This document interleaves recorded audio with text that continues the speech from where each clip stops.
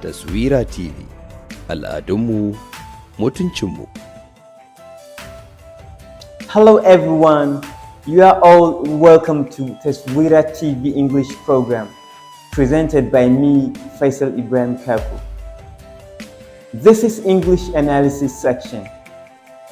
The English analysis section has two parts: English grammar and oral English. We always start with the English grammar and then the oral English part. This is episode 1 of English analysis. Now we can start the lesson. Our first topic on grammar part of the English analysis is grammar. We will be looking at the definition of grammar. Grammar is the rules of a language that govern how words are formed and how they can be connected to form larger units, which are phrases, clauses, and sentences. Grammar of a language is the knowledge that shows how to use the language correctly. So grammar is a rule. It's a set of rules that shows how to use a language, not only English. For example, we are talking about any other language. Any language that exists has set of rules that shows how to use that language. These rules shows how to construct words and also how to use the words to create unit in communications, which are phrases, clauses, and sentences. So grammar is a rule. Now we are talking about English grammar, right? So grammar in any language is a rule. Rule that shows how to use the language correctly. It is use that shows how to use the language correctly. For example, in your school or your working place, you have rules. It is that rules that shows you how to work and behave at that working place. So also in grammar, the rules of grammar are what shows us, they are what show us how to use the language correctly. The rules show us to do this, do that, do not do this, do not do that. That rules govern how we use the language. Naturally and intuitively, when you learn a language, you learn the rules. Now we are analyzing the language. That's why we call it English analysis. But if you look at native speaker of English language, for example, who never goes to school but can speak English fluently, he knows the rules, even though he never analyzed the rules, but he knows the rules. He knows how to use the rules. And he knows when someone speaks English correctly or someone does not speak English correctly. He knows that. So intuitively, he knows grammar rules. So when you notice someone speaking a language wrongly or correctly, you do that with the knowledge of grammar. So grammar is about rules. We analyze the rules here, but to learn a language, you know it intuitively. So you know the rules intuitively. That rules show you how to do this and do that. It shows you how to correctly form unit in the language. It shows you how to correctly construct words and use them to construct units, which are phrases, clauses, and sentences. So grammar is about the rules. If you know grammar, you know rules. Rules of a language. Grammar in English is a rule of a language. For example, you say, "This is a boy." But if you say, "These are a boy," you are going against the grammar. Maybe you know this intuitively, or maybe you know this analytically, but you are going against the grammar. The first one is the correct one. This is a boy, not the second one, because the second one, the construction of this sentence, because this is a sentence, we will tell you what a sentence means at a later topic. So this is a boy. In the construction of this sentence, this is wrong. So because you are breaking the rules of grammar. So that is what grammar is all about. Grammar is all about rules. It's all about rules that shows you how to speak a language correctly. That is it basically. We can therefore go to the next topic. The next topic. We are moving to the next topic now, which is part of speech. Part of speech. Part of speech. Let us see the meaning and definition of part of speech.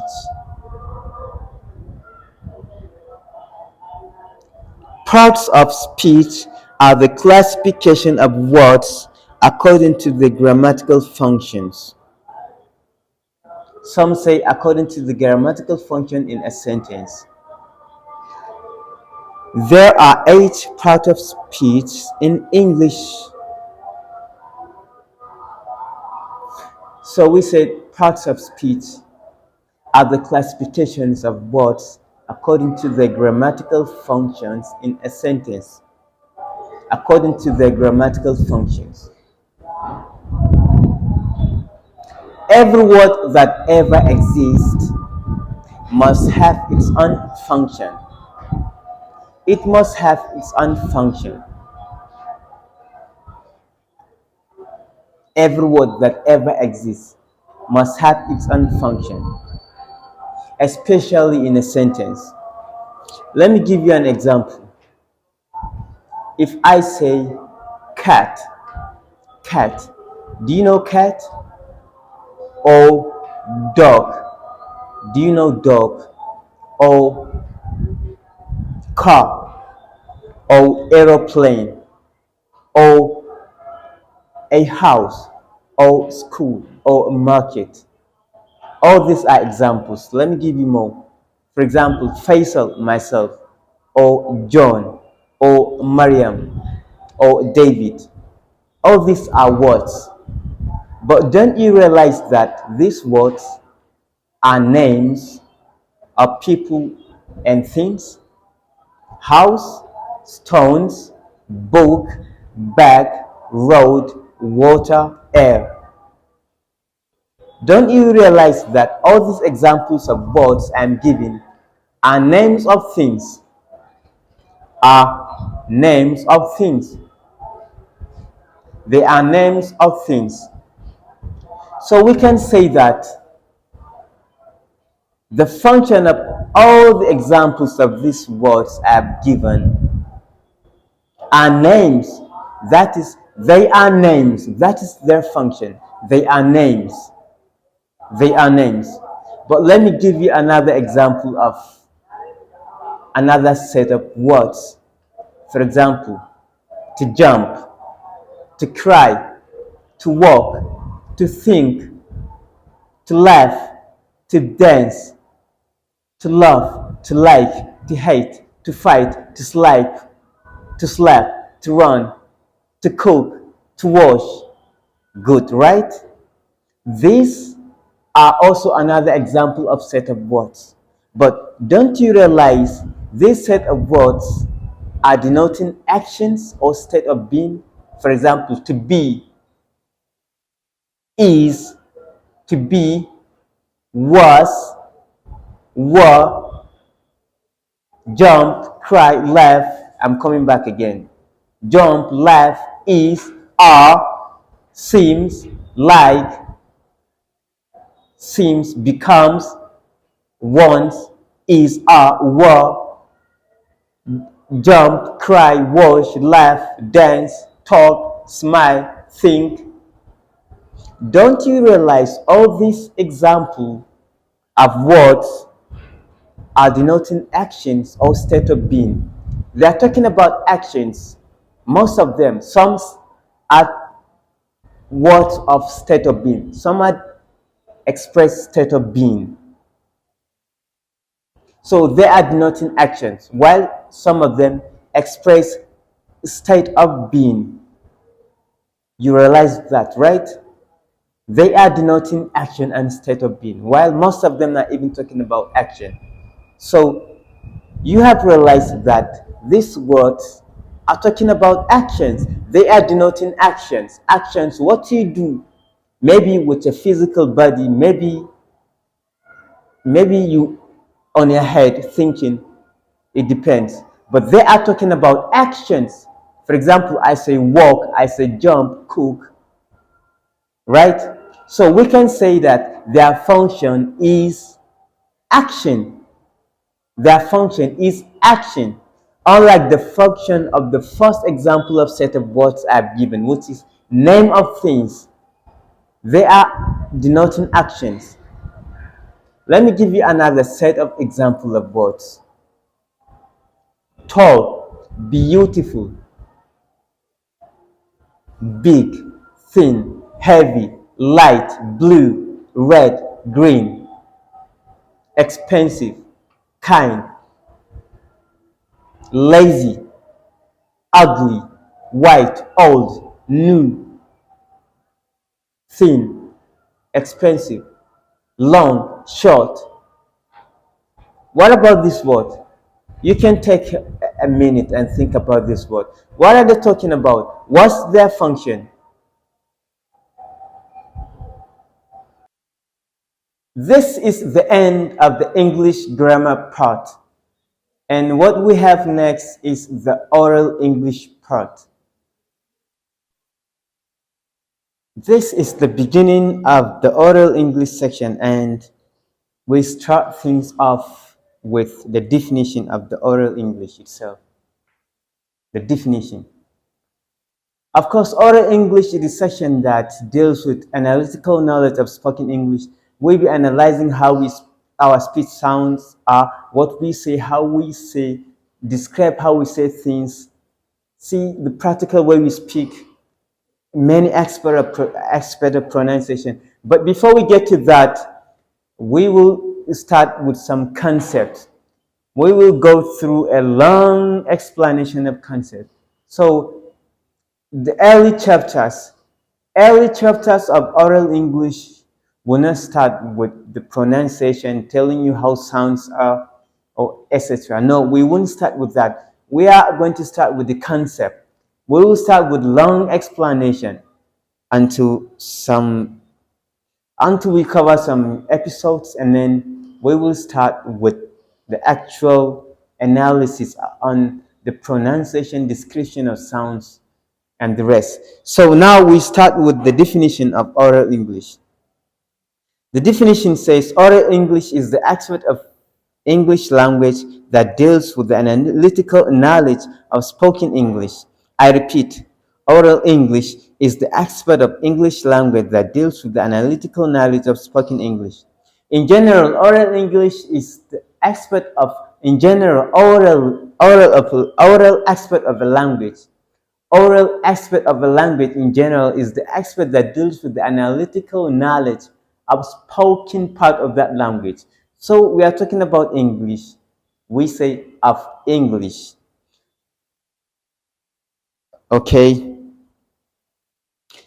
It deals with English speech sounds. That is oral English I'm talking about. It deals with English speech sounds, their symbols, how they are pronounced, and the spellings that represent them. Now let me come back again. The definition of oral English. The definition in full. I say oral English is the aspect of English language that deals with the analytical knowledge of spoken English. It deals with English speech sounds, their symbols, how they are pronounced, and the spelling that present them. The spelling that present them. So you can see oral English deals with the analytical knowledge of spoken English. We say analyze because we analyze it. We study it. We use our brain. We examine it. We research on it to see what is happening on that. It's different from intuitive. The way native speaker learns a language, for example, native speaker of English knows how to speak English, knows how to pronounce English without analyzing it. So that is intuitive. But in oral English, in analytical part of knowledge, we analyze that. So we say analytical knowledge. And let me look at something here. So you see in this aspect, we know the analytical knowledge of spoken English, how it is spoken, we analyze it. In doing this analysis, it deals with English speech sounds. You will get to know what speech sounds are very soon. Their symbols, that is the symbols of the speech sounds and how they are pronounced. How these speech sounds are pronounced. We'll be telling you how they are pronounced, describing how they are pronounced to you. And then the spelling that represent them. There are ways of writing that represent what is being said. You'll get to know that soon. This is all about definition of speech sound, oral English. Next is speech sounds. Speech sounds is next. Speech sounds. The definition of speech sounds. The definition says, speech sounds or simply sounds in oral English is the human voice used to speak. Speech sounds or simply sounds. In rare case, people say speech sound, but in most cases, it's shortened as sounds, just sounds. So I won't be using the word speech sound in most of the case. In this section, I'll be using the word sounds, just to shorten it. So sounds in oral English. Speech sound or simply sounds, I'm repeating the definition. Speech sounds or simply sounds in oral English is the human voice used to speak. So what are speech sounds? What are speech sounds? The sound you hear when I speak are speech sounds. The sound, that is the voice you hear. The voice you hear when I speak is the speech sound. For example, now I'm speaking. You hear my voice. This is the speech sound. The reason why we say speech sound, or in oral English, when we say sound, we are still referring to speech sound. We do not just say sounds. In oral English, when we say sound, we mean speech sound. And when we say sound, we don't mean any other sound or all the type of sound.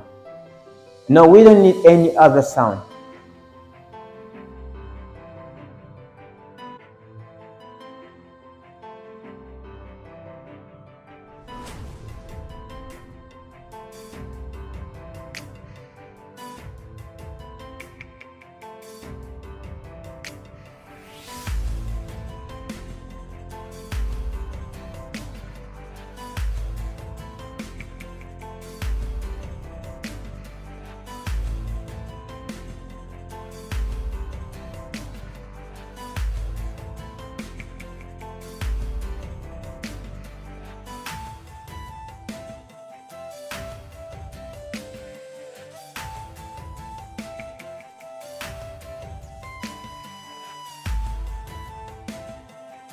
This is the end of the oral English part.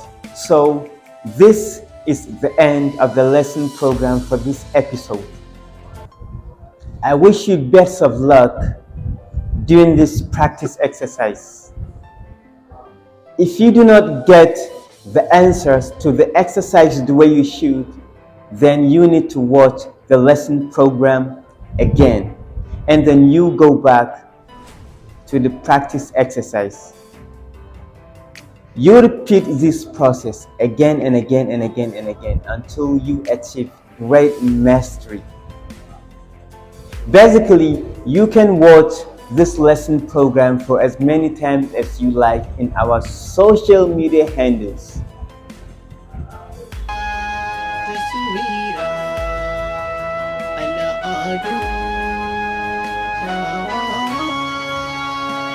Taswira TV, al'adunmu, mutuncinmu.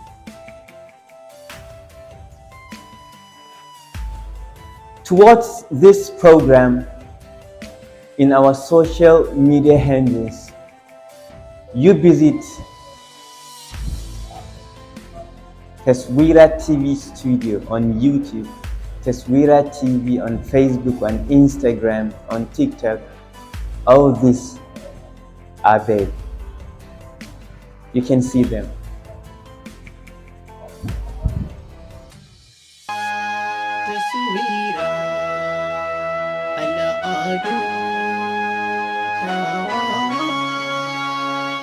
Taswira TV, al'adunmu, mutuncinmu. You have watched Taswira TV English program presented by me, Faisal Ibrahim Kako, the English analysis section. Thank you for watching until we meet on the next episode.